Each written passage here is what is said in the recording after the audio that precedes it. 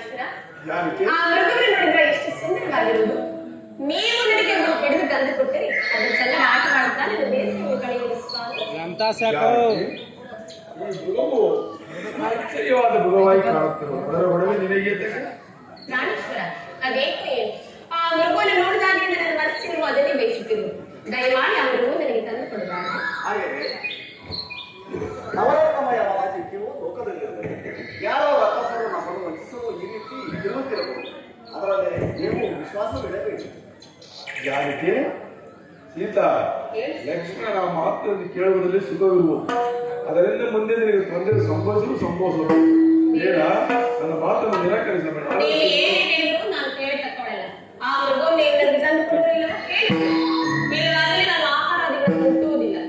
ಜಾನಕಿ, ಸ್ವಾಮಿ, ನಾನು ತೆಗೆದುಕೊಂಡು ಬೇಡ. ನಾನು ಬರುವವರೆಗೂ ಪರ್ಣಶಾಲೆಯಲ್ಲಿ ಮತ್ತಿನ ಜವಾಬ್ದಾರವಾಗಿ ನೋಡಿಕೊಳ್ಳುವ. ಹಾಗೆ ಅಣ್ಣ.